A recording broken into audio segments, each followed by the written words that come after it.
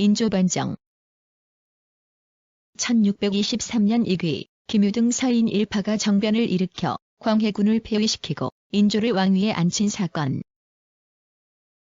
1623년 4월 11일에 이서, 이귀, 김유 등 서인 세력이 정변을 일으켜 광해군을 왕위에서 몰아내고 능양군 이종을 왕으로 옹립한 사건이다. 16세기 중엽 정치의 주도권을 장악한 사림 세력은 서원을 중심으로 결속이 강화되면서 붕당을 형성하였다. 1575년 동인과 서인으로 나뉜 사림은 선조 후기의 동인이 다시 낙동강 동쪽의 이황 계열은 남인, 서쪽의 조식 계열은 북인으로 당색을 달리하게 되면서 서인과 남인, 북인이 서로를 비판, 견제하는 정국이 형성되었다. 임진왜란을 거치면서 정인홍, 곽재우 등 조식의 문인들이 의병활동에서 공을 세우면서 북인이 정치적 주도권을 잡았으나 내부의 결속이 약한 북인은 대북과 소북 등의 분파로 나뉘었다. 선조는 왕권 유지를 위해 유영경을 중심으로 한 소북 계열의 척신들을 중용하였고 이들은 세자인 광해군이 빈소생이자 둘째 아들이라는 이유로 임목대비의 소생인 영창대군을 새로 세자로 옹립하려고 했다. 하지만 선조가 갑자기 죽으면서 그러한 시도는 실현되지 못했고 광해군이 대북파의 지원을 받아 왕위에 올랐다. 광해군은 임진왜란으로 황폐화된 국가체제를 회복하기 위해 노력했으며 명청교체기의 국제 현실에서 균형 있는 중립외교를 펼쳐 조선의 안보를 유지하려 했다. 대동법을 시행하고 군작 정비를 위해 호패법을 실시했으며 동의보감 등의 서적을 간행하였다. 하지만 붕당 간이 대립이 심화된 상태에서 왕권의 기반은 매우 취약했다. 그래서 1613년 개추곡사를 일으켜 왕위를 위협하던 영창대군 세력을 제거하고 1617년에는 인목대비의 존호를 삭탈하고 경운궁에 연금시키는 등 왕권을 둘러싼 갈등이 날카롭게 드러나기도 하였다. 그리고 이러한 일은 성리학적 윤리관에 기초하고 있던 사림 세력에게 패륜으로 비판을 받았으며 중립외교로 후금과 평화관계를 유지한 것도 사림 세력에게는 명나라에 대한 명분과 의리를 저버린 행위로 비판되었다. 개추곡사로 서인과 남인은 대부분 조정에서 쫓겨나고 대북파가 정권을 장악하였는데 김유, 이귀, 이괄, 최명길 등 서인 일파는 사림 세력의 이러한 불만을 이용하여 정변을 꾀했다. 1620년 광해군의 조카인 능양군과 가까웠던 이서, 신경진, 국행, 고인후 등이 정변을 모의하고 준비하기 시작했다. 그리고 김유, 이귀, 최명길, 장유, 심기원, 김재점 등이 모의에 참여하면서 더욱 본격적으로 추진되었다. 이들은 1622년 가을에 이귀가 평산부사로 임명된 것을 계기로 군사를 일으키려 했으나 사전에 발각되었다. 하지만 대간이 이귀를 잡아다 문초할 것을 청하였으나 심기원과 김재점이 후궁에 청탁을 넣어 사건은 흐지부지되었다.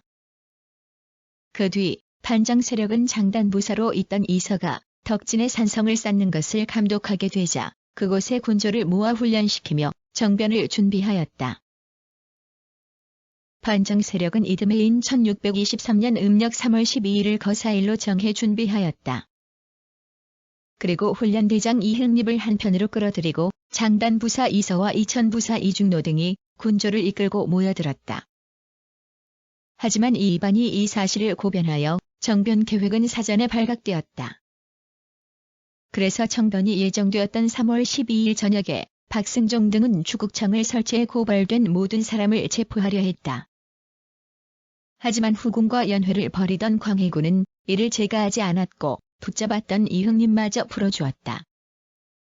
결국 이반의 고변으로 상황이 더욱 급박해진 반정 세력은 예정대로 정변을 추진하기로 했다.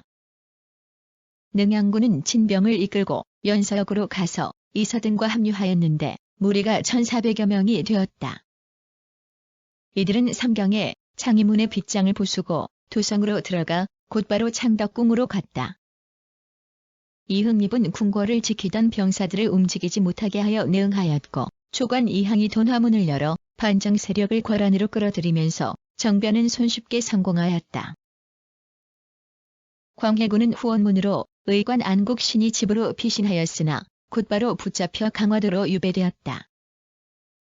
능양군은 새벽에 조정의 관리들을 소집하여 병조 참판 박정길 등을 잠수하였으며 광해군의 총의를 받던 상공 김씨와 승지 박홍도 등도 그 자리에서 죽였다. 그리고 경운궁에 유폐되어 있던 인목대비의 존호를 회복시켜준 뒤에 그 권위를 빌어서 조선의 제16대 왕인 인조로서 왕위에 올랐다. 인조반정 이후 정변의 공을 세운 이귀와 김유등은 정사공신으로 봉해졌다. 그리고 광해군 때의 집권 세력이던 대북파의 이이첨, 정인홍 등 수십 명이 처형되었고 200여 명이 유배되었다.